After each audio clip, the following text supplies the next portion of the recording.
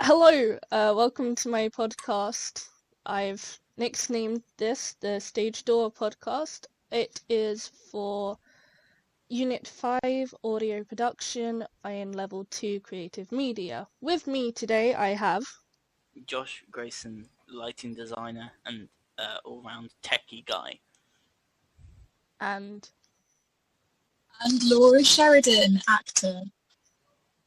Person on stage. so as you could probably tell from the name, we are going to be, and the guests I have with me, we are going to be talking about all things theatre. I guess it depends on what you classify as professional, if I've actually done professional. You got obviously I think it's Amdram theatre. I've done some slightly more professional film stuff, but nothing that big. I do know that Amdram is probably a lot more fun than professional, because you can get away with a lot, you have a lot of banter, you can get along really well with cast members, you can afford to play around a lot more. It's kind of lower stakes because you're not going to lose a job. And you're not being paid, so you might as well have a good time. Of course, you do have to deal with other people being actors as well, so you get more hiccups and things like that, a lot more, which is fun sometimes. Sometimes you get someone who's really devoted and that's it, but you could also get someone who's not that into it, so it's a mixed bag, but overall it's enjoyable either way. Yeah, if I was to approach an amateur show or professional show, I think my mindset wouldn't actually be, even though it is a, like Laura said, it's angry. I think if I was to approach it, I would tell myself that it was a professional show, to maintain my standards, because you are your own worst critic, and if I've found that if I rest on my laurels and think, oh, it's only Amdram, and I don't produce for good results, so if I put myself under that pressure and scrutinize myself and analyze, go home, write notes, what could be better, what worked, didn't, and really speak to cast members, creative team, anyone who's in and around what I am doing, pyro, sound, lighting, stage management. I speak to people and get a boot from the ground insights from them. It really produces a good show. But at the end of the day, like Laura said, it is, I call it a gateway club, like a gateway. Yeah, so it gets you into it. And it's a great laugh because you get to meet a lot of people who are very good at acting, but you also get to see people who maybe are not so gifted in that department grow and develop their skills, which is a great thing to watch, it really is. Although I do love the occasional fail, slipping over on stage, forgetting a line, completely corpsing, being told that you are the stage crew going on the stage, trying not to cry whilst doing it. You just gotta throw your hands into the deep. Yeah, I love a good fail as much as the next person, and at where we perform our Amdram, we have a pretty high stage and then the floor. We normally have stage, blocks, floor, but this show they just forgot the blocks and we were practicing with benches, so someone didn't notice that they didn't have blocks and they just fell off the stage, and we had to pull it off, like, are you okay there, sir? It was fun. Some of the I have a very good one. This was a show that Laura was actually doing at the same time, and it was a panto of Goldilocks and the Three Bears. Anyway, so there's a bit in the show where someone gets fired out of a cannon, and so we have something which we call a pyro, which is a little bit of black powder, which is highly explosive, and it creates a little flash and a big bang, and then everyone goes, "Oh, it's scary!" and then there's someone over there. Oh no, they flew across the air. But the really interesting thing is that we have to tell everyone to put their fingers in their ears because it is loud. So poor Lauren, who was on the stage at that time, who was like the ringleader, she was like, "Okay, boys and girls, everyone cover their ears," and they started playing like this suspenseful music. Around like the 5-minute mark, I looked over and all I could hear on my cans or my earphones was, "The pyro's not working, the pyro's not working, the pyro's not working." Like, so we were all looking at each other saying, "What do? We can't just go bang because that'll look stupid." So we were all kind of running around a bit trying to think, how do we make a bang? So there was me on YouTube Googling explosion sound effect. There was there was the bandmaster looking at me and going, shaking his head. There were parents going, this is a big build-up. I'm terrified for what I expect. And the funny thing is that I was like, I found one. I queued it up and hit it, and I boosted it so it was loud. And then they were like afterwards, "Let's not do that again." Do you remember that, Laura? I'm not sure I was actually there that night, but I did love that show. I'm sure it was technically but when it did work, it was very good. It was amazing. I'm pretty sure you did that. Anyway. Yeah, actually, that brings me on to a point that we were meant to do we did a panto at Stagecoach, and I was off in Cyprus at the time, living my best life when it was performed, but I kept getting messages like, this is shit, they're not responding, what do we do? The teachers built it up to be like, oh yeah, they're going to be booing and clapping, and we're just like, do something! And the worst audience is where there's silence. There's just it was complete silence. I don't even think they had the occasional cough. It was just complete silence, and I was like, I feel so bad for you because the costumes are rubbish. The costumes have made 3 people have a breakdown just that term. That fills me with pain. In a show I was in last January, it was a great show, but we had actually quite the opposite problem as that. Great audience, it was a great show, great night, going really well. And me and a couple of the other principal roles, we were all in the dressing room having a banter because there was a chorus scene and we weren't supposed to be on, so we were messing about. And then we just hear over the speakers, the curtains have opened and there's an empty stage. Where is the chorus? They're supposed to be on stage. And everyone had forgotten to go on. No one was on stage. And the audience were just sitting there. It was terrible. I think they managed to cover it, but it was quite possibly the worst thing that happened on that show.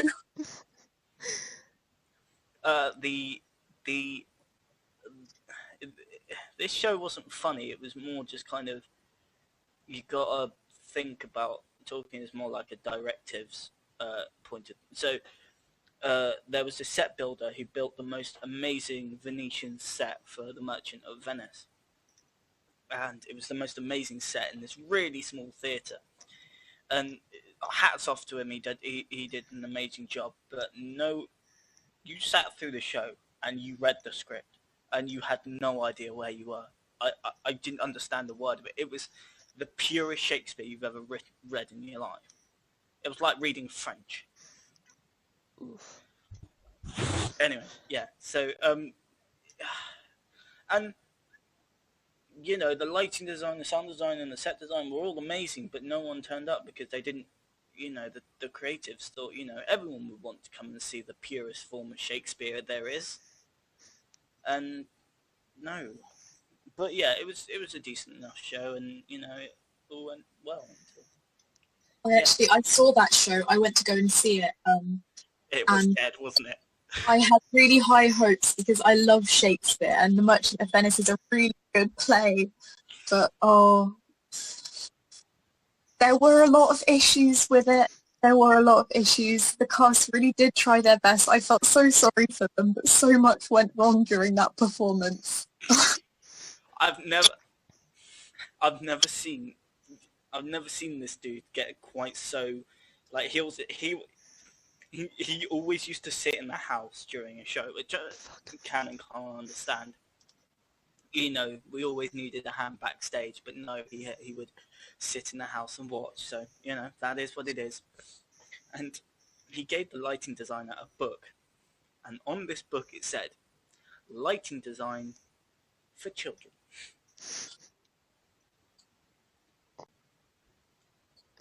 Is this the same director that yelled at the cast after the show? Yes, after they had given him Ferrero Rochers, yes. I was there. That was not fun. Anyway, yeah. He's an interesting bloke, let's put it that way. Yeah, this... when we performed at Adelphi, when we had practiced with having a blackout, and both run-throughs, just getting to know the stage and dress run-throughs, we had that blackout. But when it came to the actual show, we didn't have blackouts, and we didn't have the blackout at all, and our director was shouting at us, like, just get up now! And I'm pretty sure the audience heard, and we were kind of like, yeah, okay, cool, we're up, okay, bye!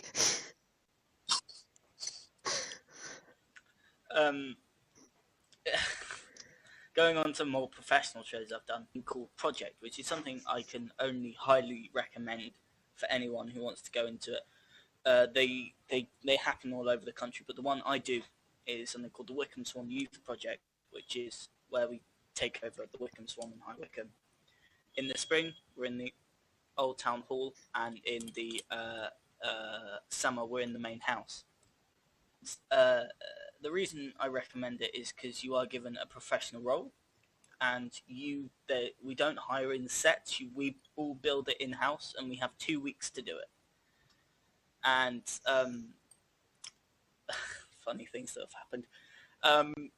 We did a production of Legally Blonde for my first year, and the amount of times guys during rehearsal had to whip themselves with the skipping ropes, whip themselves across the back when they're doing the... Yes, that really hurt. We had live dogs as well, which can only go well on a 2-week show, can't it? And there's one bit where it says explicitly in the script, person A stands by a caravan and calls the dog. It's the lady who runs the hair affair and her ex-husband, and she calls the dogs. And twice the dogs didn't come out the caravan. Twice. So having the ability to think about it on the spot, she said, and I'm taking your caravan too, and that was fine. But I've never seen anyone improvise a really crucial line like that in such a little time. Honestly, it was one of the most amazing things I've ever seen. I guess this kind of leaves us on to tech fails, but... Tech fails, let's have a look. Me forgetting to turn my computer sounds off during a show, that's happened.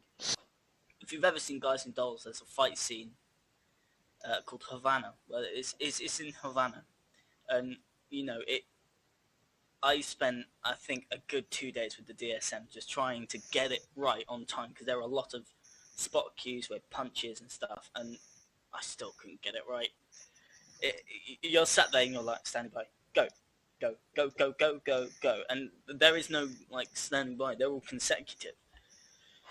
So there's that one. The time I nearly drilled through my steel toe cap boots. Yes, luckily they're a lot harder than the drill bits. I cannot be trusted with paint, as in I will paint myself first before I paint the actual thing. As in I'm painting it like you normally would, but I just come home and I'm just covered in paint. I look like a 3-year-old after nursery.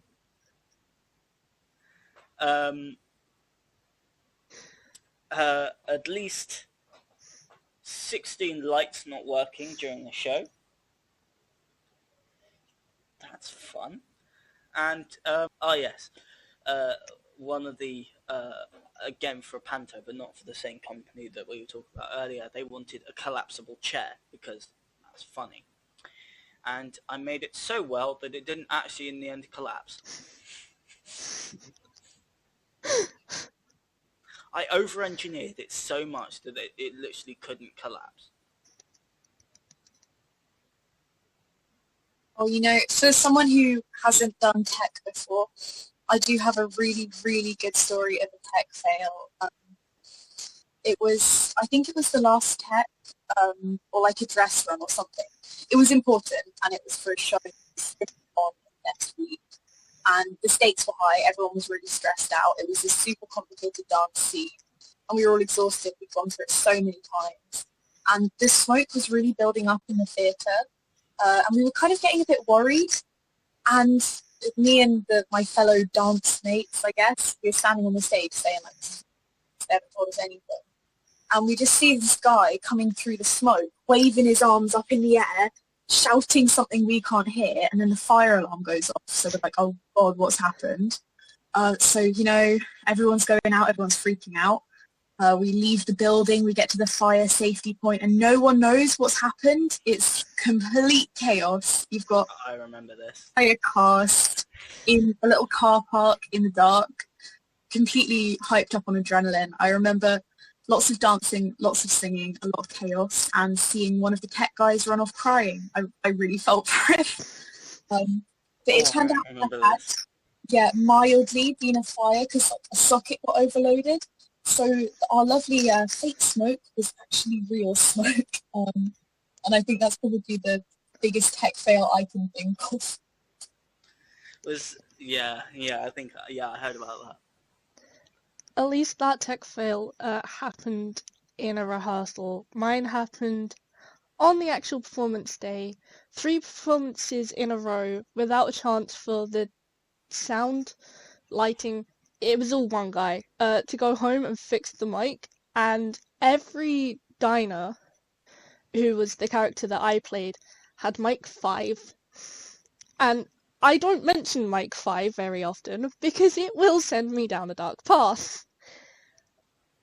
It was glitching all the time, and I'd figured that out, so I was just projecting my voice, occasionally hearing it back. But I got to UNCOUP LED, which is a solo song, and I was fully prepared to go no mic, and then I heard my own voice, and like, that's off key.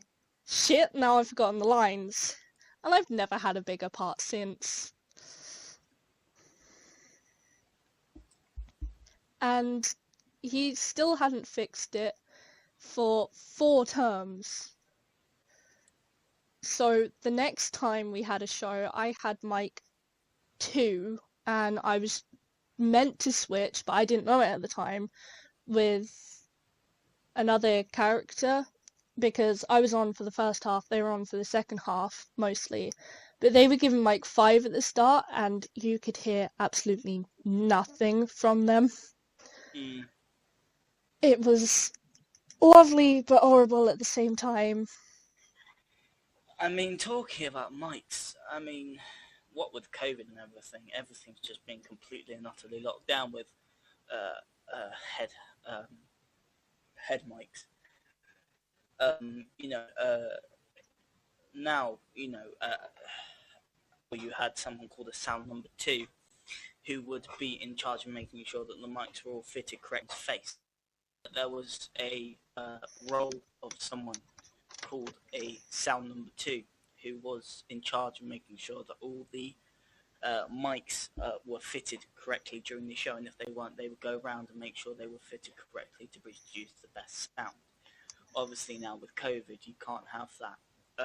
The new procedures are that we show the cast how to fit their microphones. So we get a mannequin's head and we show them, okay, this is where the sound comes in, this is the wire, you really want that going over the top of the head and then coming down, this is your belt pack, and when you go to Chinese takeaway you get those tubs. Everyone's got their own one of those, so it's to a certain extent sealed. They get sprayed down at the end of the night and then they leave them outside the dressing room so that we can go yoink and they also have their own box of batteries, so that we don't have to open them again and change the batteries every night. It's their responsibility to take the batteries out, change them over, or get them ready for new ones. So, with that being said, yeah, that's majorly affected the industry. You know, I can't sugarcoat it to you. The industry is on its knees. With COVID, you know, we were told that you might be able to come back, and I don't know if you've ever seen this Light It in Red campaign. Do you know? Do you know why it's called Light It in Red? Because when a DSM says stand by, you'll have a little light that goes red, and to signify that we are standby, ready to go, light it in red. I think that's pretty cool.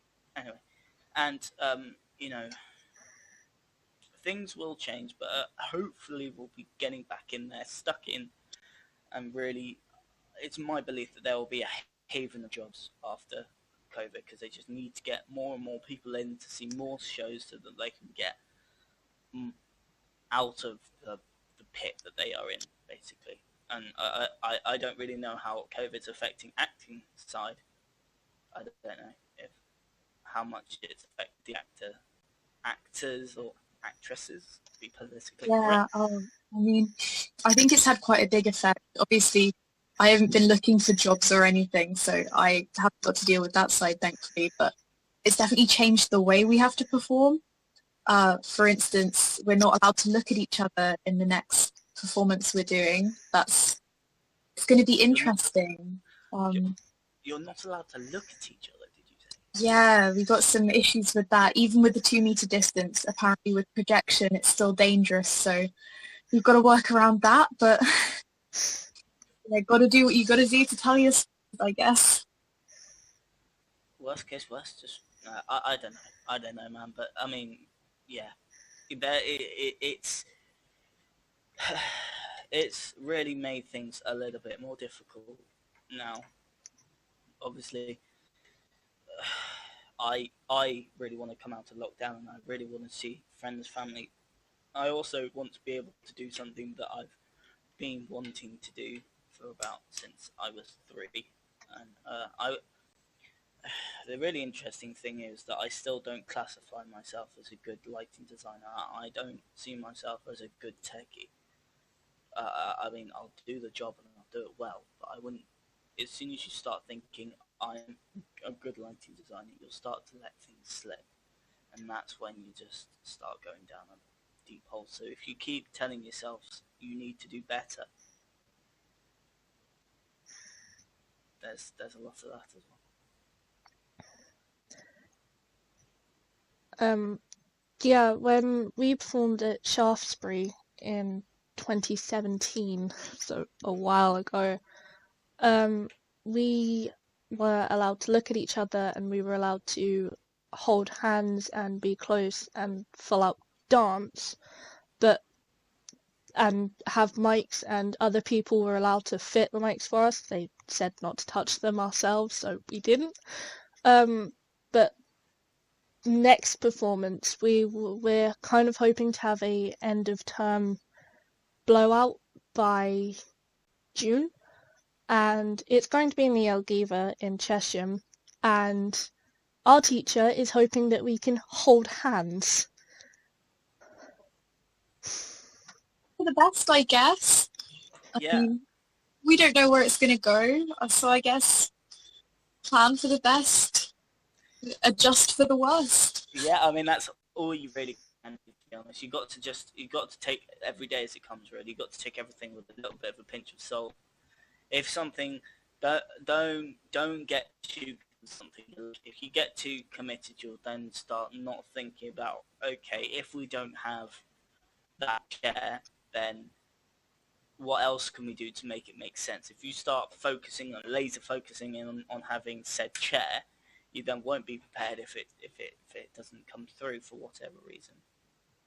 I think also one thing that I've really learned over this lockdown is to think more about how things will look on camera.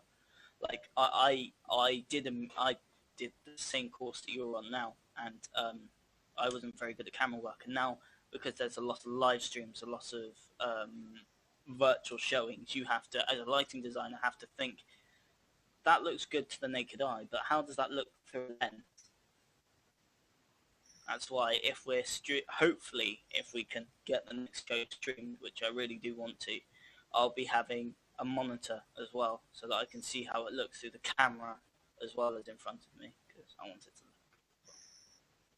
And you know, I don't know how actors are doing during the live stream times. Yeah, live streams, they're different for sure. Mm.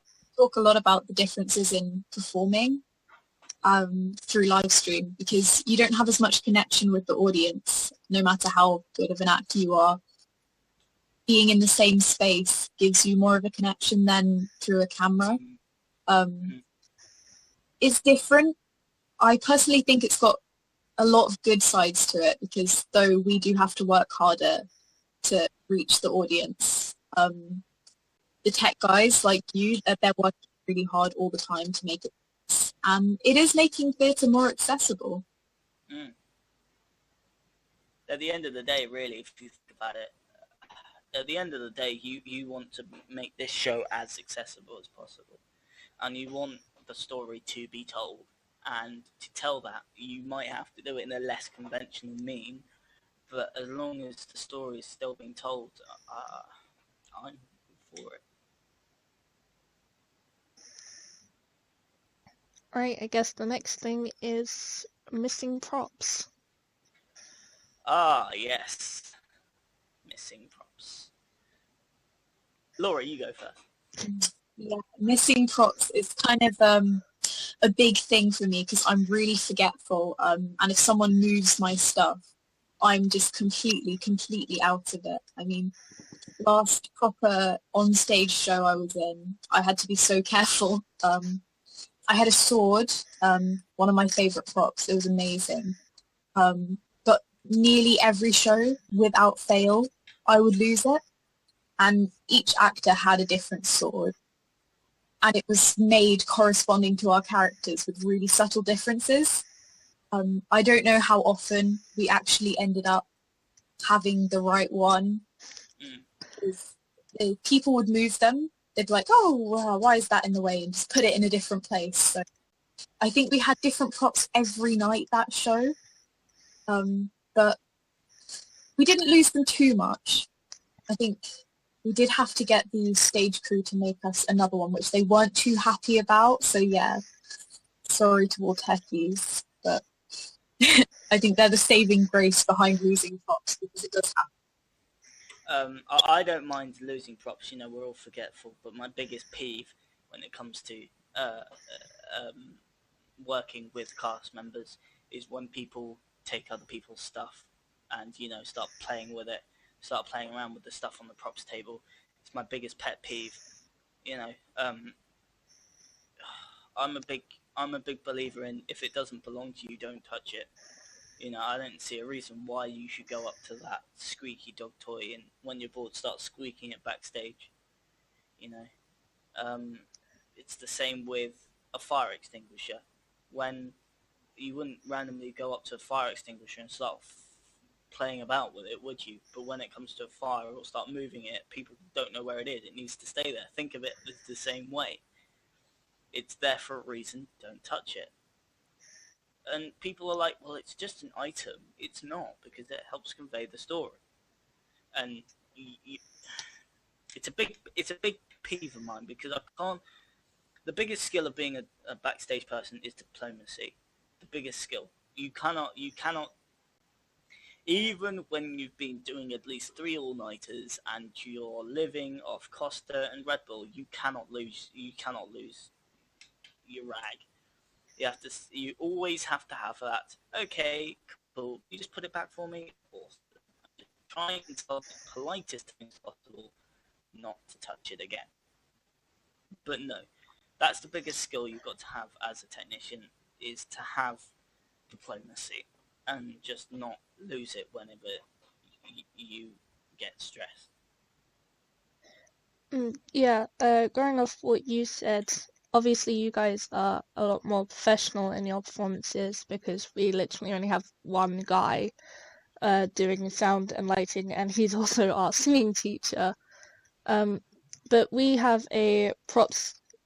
sometimes have a props table outside the back of the hall, and if we can't make it to the back and back to where we're meant to enter on from the kitchen, we are allowed to move our props to the kitchen.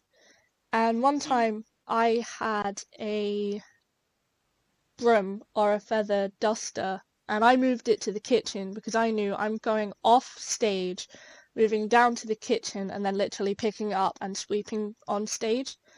And I and we call them stage ones, but they're 6 to 8, so small and young, and you keep saying to them, please don't touch it. If I lose it, I will be killed by the director. Don't touch it. Don't move it. And yet every time I went back to the kitchen, I was like, what are you doing with my broom? I need it now. And they kept saying, no, no, I'm not going to give it to you. I'm like, I need it. Or you will be taking the wrath of the director. And then they gave it to me straight away because you do not want to mess with Lara. Mm. Or performing with younger kids, it can be a lot of fun, but it's definitely hard, especially in regards to props. There was a show I was in a long, long time ago. I can't even remember when, but there were two main issues with that because we were all quite young. So one of the issues was we were young, people didn't trust us. They would think, oh, these props, no, they're not going to find them here and move them to somewhere different. Usually we found them, but one night we completely had to improvise and use totally different props. We were supposed to come on carrying baskets of fruit, but we came on with ice cream instead because that was our prop from the scene before, so we made it work. But another issue with that show was we had real food as a prop, which isn't a good idea for a show that's running for several nights. They didn't change the food. And I don't know if it would really count as missing, but it did get eaten, which was a bit concerning because it was days old, like cocktail sausages and bits of cheese, and you'd turn around on stage to talk to someone and see they were eating warmed under the lights of the stage food. And yeah, Yummy. not something I would do myself, but you know, each to their own.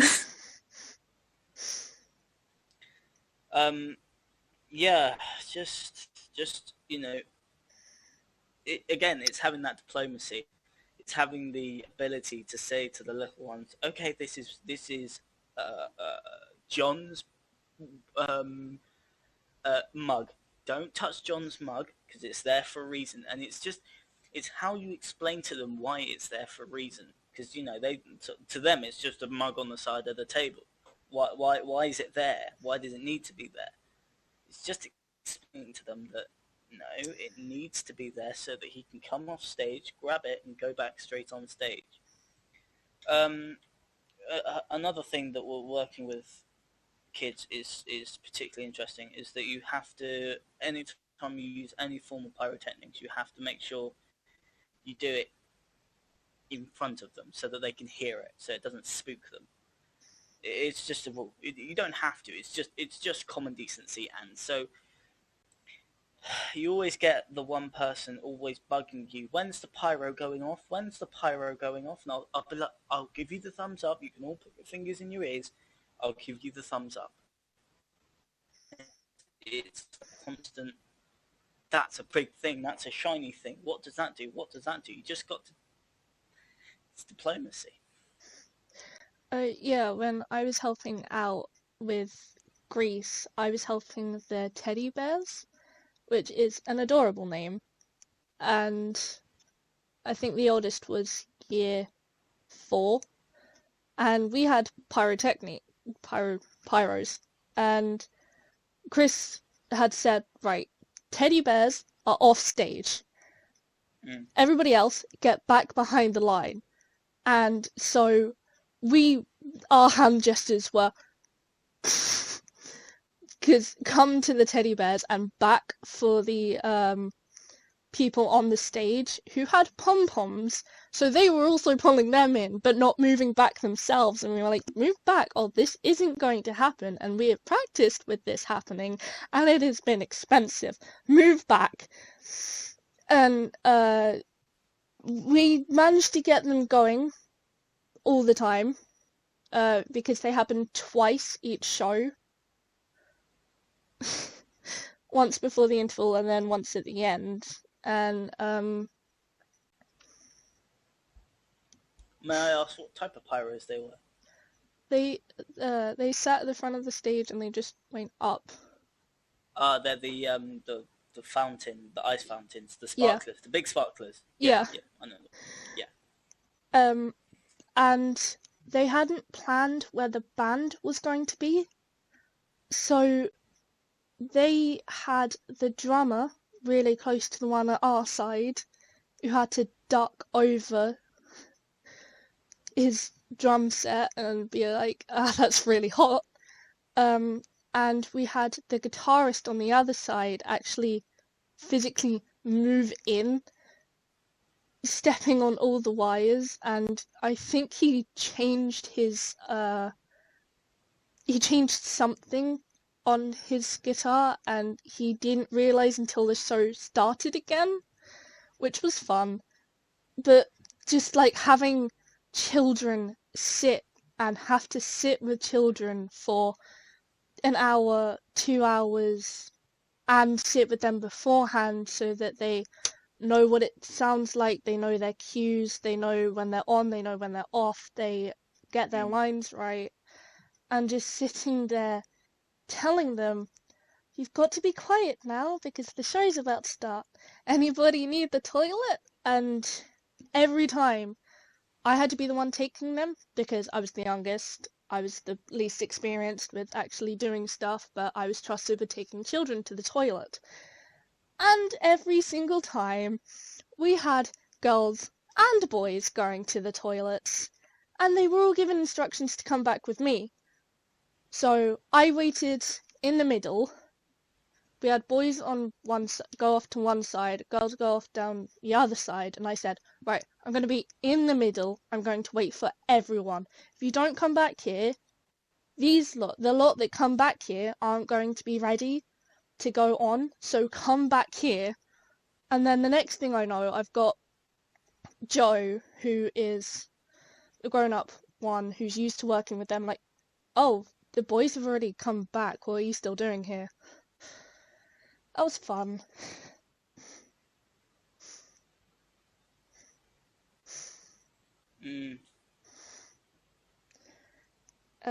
So now the next one and last one, thank God, is backstage for cast and crew.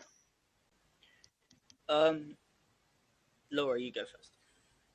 Oh, well, I'll always say backstage is always such a lovely atmosphere, especially before shows, because you get a lot of tech people backstage, and a lot of them, like Josh, are really nice, and you'll have good banter. I think it's good to get along backstage because it can be really, really small. So you want to get along with the people you're back there with.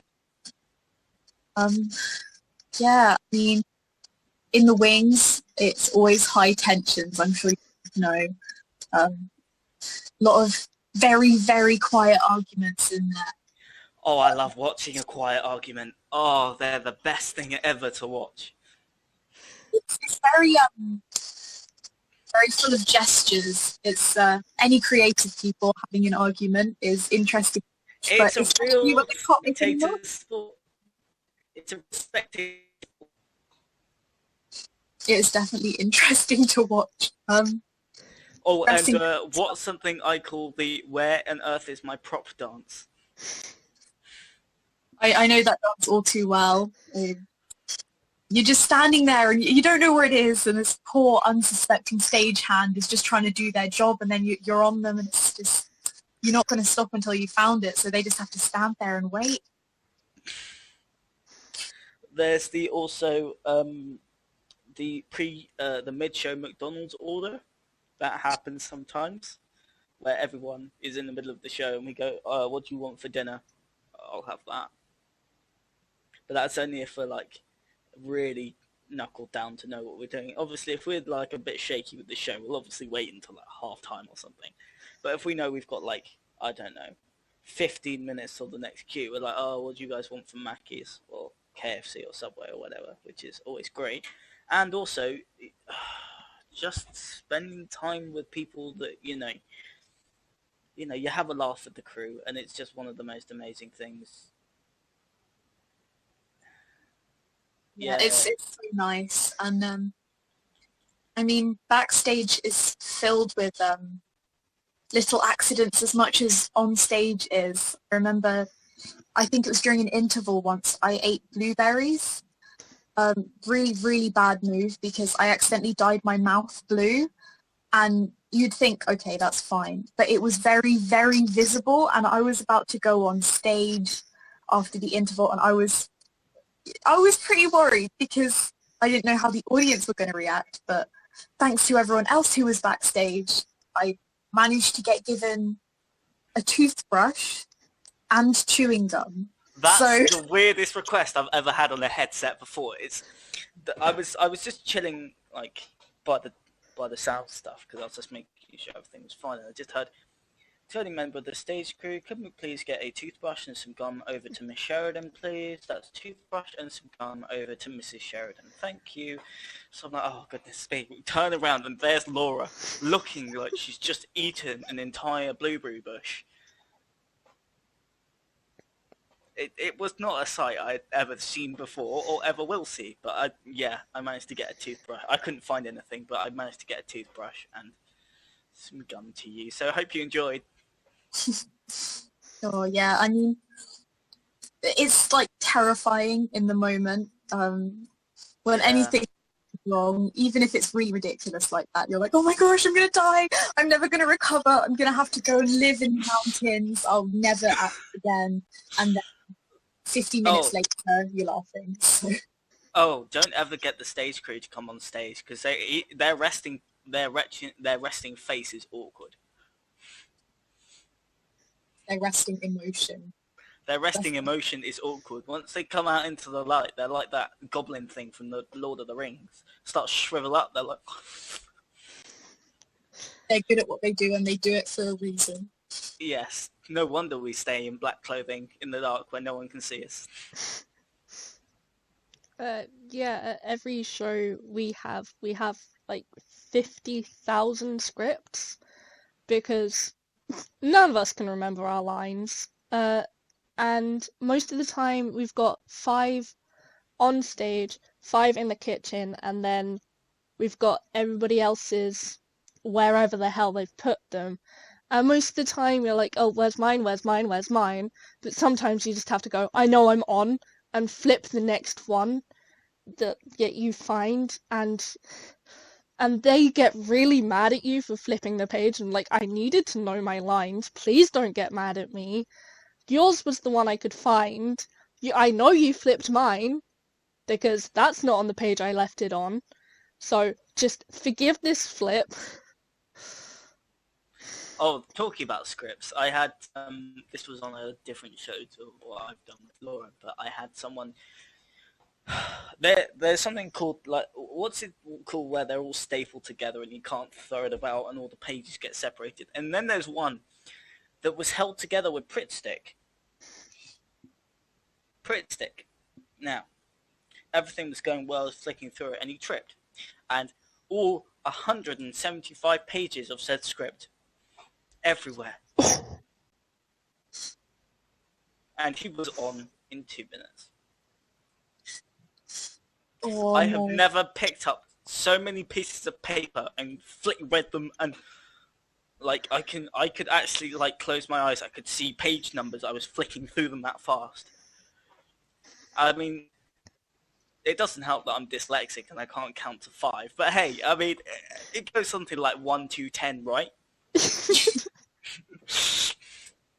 Honestly, I think scripts falling apart is one of the worst yet surprisingly common problems with like any acting, because when it starts, you've got your perfect, lovely script, and you're like, I'm going to look after this with my life. And then mid-rehearsals, you're kind of looking at this scruffed up, like, oh God, is this actually going to survive? And then you're like, okay, well, I know my lines, but it's going to be fine. So I'm just going to keep my script nice and neat in my bag. And then on the night of the show, you forget your entrance or something. And you take this horribly beaten, poor thing out of your bag, and sometimes like the cover is falling off, sometimes it's missing pages. I have a tendency to drop my scripts, so I have to glue pages back. When you have to flick through it fast, you're pulling pages out, and I should treat them better, but No, it happens the worst to thing the is, best of us. my worst problem is the amount of notes I make. I have terrible handwriting as it is. I write like a 3-year-old. My handwriting is huge. Same. So when I make notes, I've actually had to like to a point where like the end of the word is here, and I'm like, it looks like you know where you go into like one of these old like abandoned asylums, and you see all these written like filled papers. Like it looks like that. It looks like, honestly, something you'd pull out of Arkham Asylum. It's mental. It's all just, it's in a completely different language. So I'm like, stuff arrowed over here, there's little quotation marks down here, asterisk here, underlined. Don't let me near highlighters. I have a highlighter problem. Because I will highlight anything that's important to me, which turns out to be that entire page. So I'll just be like, and not actually realise I'm highlighting the entire page until I get to the bottom and realise I've made a pink page.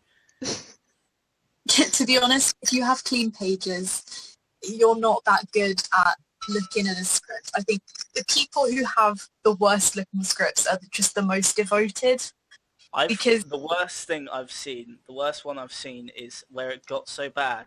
The stage manager was like, "You're going to frame that page, and underneath it, you're going to say sorry, that was illegible."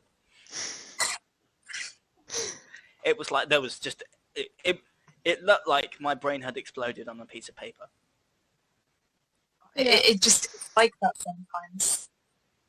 We always get told like, oh, write down the choreography and write down what step you're doing at the time of that word. And we're like, first of all, we've got words, we've got that left, and most of the time we're doodling on the side, like flowers and smiley faces. We don't have enough room to draw or write or even highlight. I mean, we have time to highlight, but then we have to remember what that highlightization means. So yeah, we've got back pages where it's clear, full of directions and doodles, and most of the time, because we're given them sometimes in folders, sometimes just pre-stapled or hole punched, we have front pages falling out and we have back pages falling out. But sometimes one time a stage 1 had 2 pages left, the front page and the back page, and our stage 3s went, "What happened to your script?" And they just said, "It's in my bag and my water bottle leaked." And we felt so bad for them that one of us went home and photocopied our script to give to them. And that is so sweet. It's a lot more kind than people I've worked with. I mean, it's really common, these scripts, especially if the company is printing them. They're on these little plastic ring binding things. And oh no. things ever. They really fall apart. And like I said, I drop my scripts a lot. So the amount of times I've been, sitting on the side trying to find the page because, they're going to go through my scene next. And I'm like, oh yeah, I'll be nice and ready, all prepared like a good actor. And I'll drop this script and half the papers will fall out. And instead of being kind like you guys were, I'll get laughed at and no help putting it back. I'm sure it does look funny, but it doesn't feel funny in the moment. I mean, because we're Friday school and we've had all day at school, and then we've got our singing teacher, our dance teacher, our our drama teacher, and our director just constantly shouting abuse at us. And one time she was like, "Oh, I expect you guys to be a 10. At the moment, you're a 1." And all of the stage threes went, "Stop changing the blocking then." And she went red and lost it at us. So we were meant to finish at 7:30. We ended up finishing at 8:30 that day. What? How did she lose it? I'm interested now. She was like, "I'm not changing the blocking. You're changing the blocking. I don't like the way that the original blocking looks, but you should remember the new blocking, even though I am actually changing it every 5 minutes." I love it when they contradict themselves. It's brilliant. Saturday schools are so much better than you, and we're like, yeah, Saturday schools are so much better. But you know what they also do? They also talk a lot during lessons. They also don't have you shouting verbal abuse at them. They also don't have mental breakdowns every week because they've got exams going on. They've just come from a 5 hour, they haven't just come from a 5 hour day where a teacher's going, "You're never going to be good enough. You're not going to pass your GCSEs. Stop. Just give up now." And then they've got you going, "Oh yeah, you might as well just give up on your dream now." And that is damaging to stage ones and stage twos. Stage threes, we've already had it. You know, we've been through that whole school system. We are in year 8 now. We've had that all. But stage ones who've barely just started school, they're still having playtime, like learning playtime. To shout at them and say, "You're not good enough, you're never going to be good enough, just give up now," that's not good on their brains. You know, there was a drama club I went to before I went and did professional stuff, and there was a director who I won't name names, and she always found she was. It was very obvious that she didn't like members that she would consider her caste wanting to come and become tech. So I wasn't very keen on acting, and I made it very clear I want to be tech. And she was very passive aggressive about that and looked for every opportunity to insult me and mock me in front of the company as well, which I think was even worse. To the point where I was doing something called running the show, where I was pressing the go button on the lighting desk. Now, I was the lighting designer, and it was my call when it was, and we were using this shoddy Chinese lighting company, Chinese lighting software that, I kid you not, crashed your computer when you opened it. That's how bad it was. Anyway, we were using that, and it crashed during the show. And when it restarted, it blacked everything out. And luckily, it was at the end of a song, so it looked somewhat natural. Anyway, one of her main cast, or the inner circle, has glasses on, and it was a Panto Beauty and the Beast, and she was like, "How dare you go to a blackout when he's not on stage?" I was like, "Then why don't you just give him glasses to wear? How dare you talk to me like that? I trusted you with this." And I was like, first of all, I'm the lighting designer, and it's my call when it goes. As far as I'm concerned, it's his responsibility to be safe on stage. I've told him, either wear contacts or wear glasses. If you don't want to do either one of those two, that's not my fault. That's not my fault that he doesn't want to be safe on stage. That you can't... and she, even when we weren't doing shows, even when I just went down there on a regular night, she would always look at me like, "Josh, stop talking," and I genuinely wouldn't be talking. I'd just be chilling, just doing something, and she'd always find something to get at me for.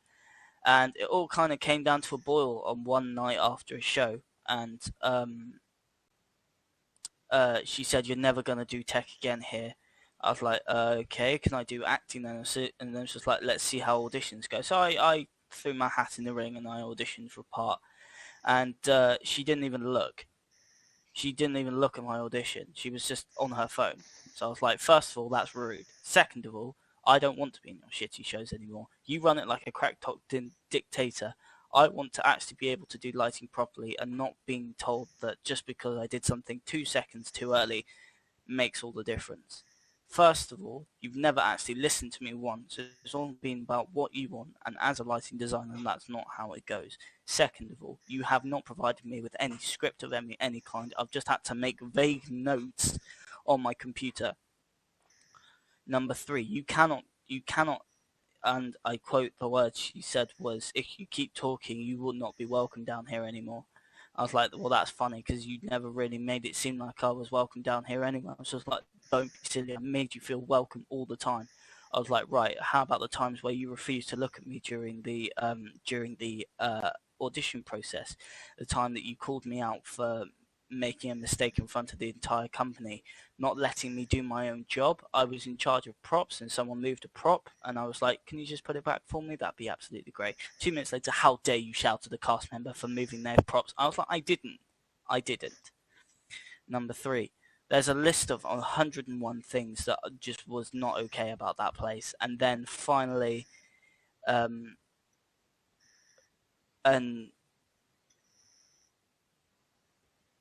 it came to a point where I told myself that that was just normal, that was just how things were. And I went to another drama group because I was just so bored of it for one night, and I enjoyed and this is the company I'm with now, today, down the road, the other way. So one of them's that way, one of them's that way. I go to the one that's that way, which is in the next town over, and they have so much more of a friendly atmosphere, and their projectors are so much better. There was a time where the original drama club got told that they were an amazing panto, and it kind of just stuck with them. And then their just quality decreased, and at the end of it, it was just an ego trip at the end of it. And you know, for someone who's obviously very passionate about technical and lighting and stuff, you cannot. She even got to a point where she was sending what I would deem to be spies out to my professional shows to see if I messed up, to see if I made a mistake.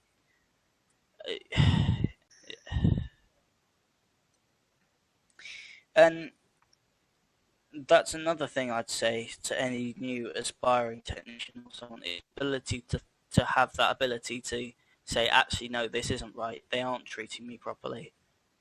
I need to be in an environment where I feel better, and it took me a long time to work that out. It took me a long time to work out that was something that needed to happen. And it got to a point where it went too far.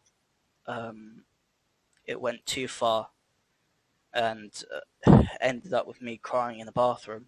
And I just said, why am I putting myself through this? Because they're my friends? No, ever since I joined there, I was always made to feel like just because I wasn't in their inner circle, I was inferior.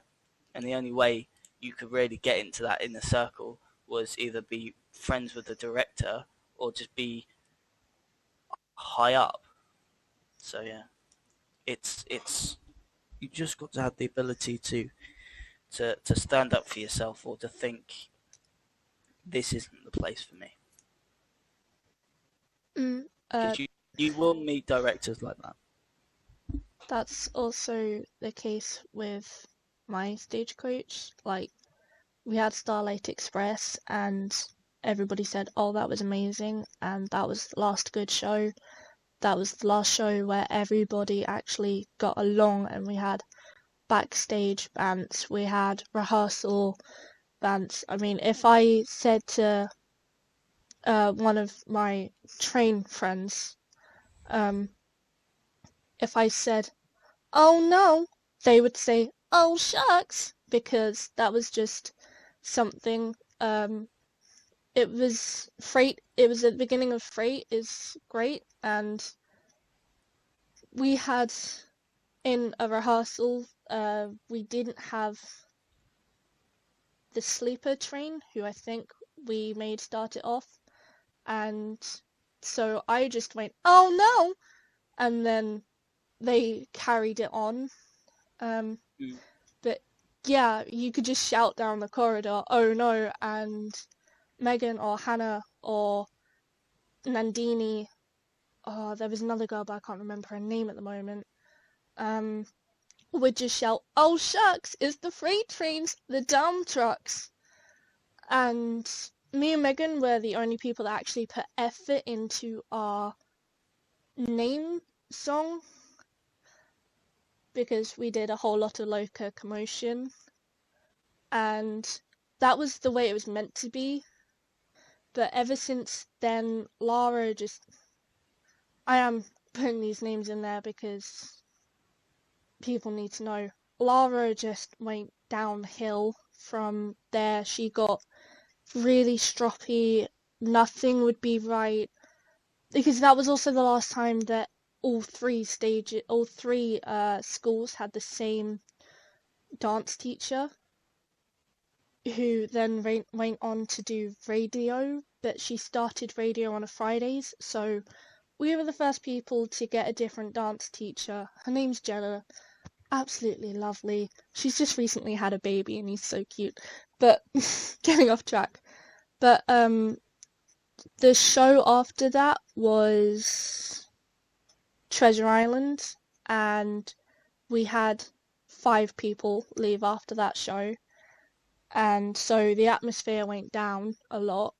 And then as the atmosphere went down more people would leave, meaning the atmosphere went down. And then we got to Honk, which is the one that we were meant to do term before last, but Corona shut that down. We got to Honk, and I was the only one from my stage that moved up to further stages, and I'm leaving in summer because I can't deal with it anymore.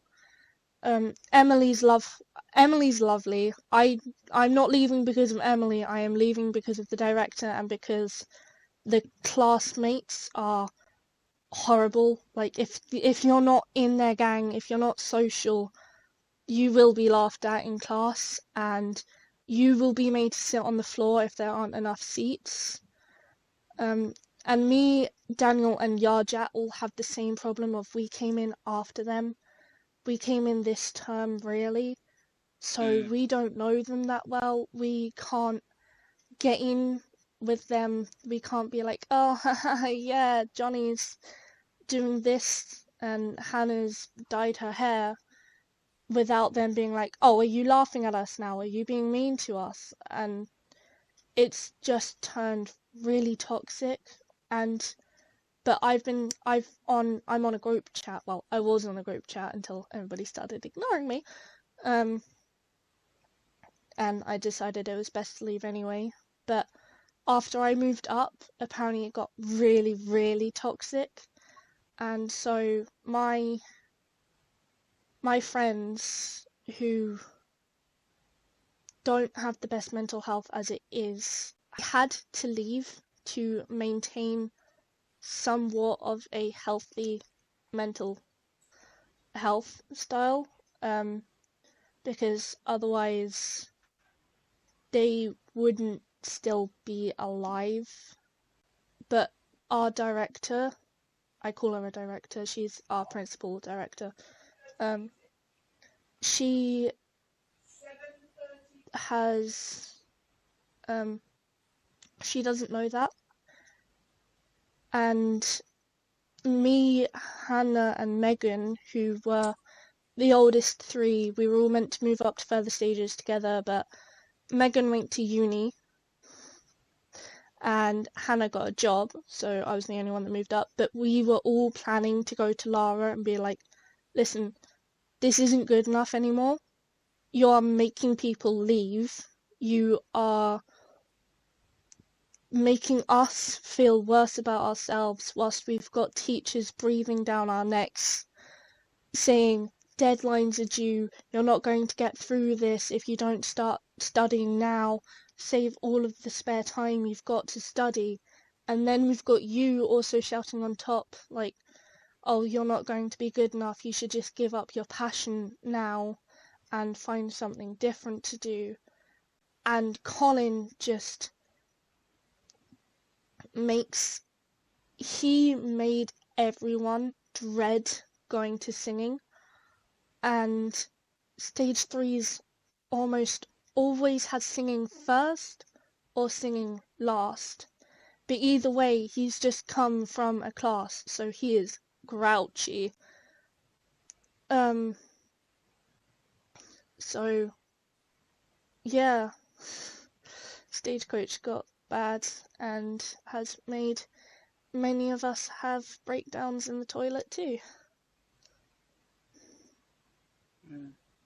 But then I went to Gobstoppers and I saw, like, because I work shadowed there, I was working backstage, and I saw how they were all laughing, how they were all getting along, and they were all legitimately enjoying themselves, and I thought, if Lara was slightly like Chris, it would be so much better.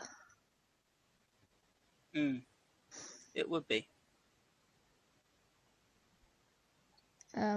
Anyway, yeah, it's probably time we wrap this up. So, thank you for everyone for being here and for listening. I hope you enjoyed this podcast. I hope you learned a little bit more about being both crew and cast on more professional Andram performances and pure Andram performances. Bye.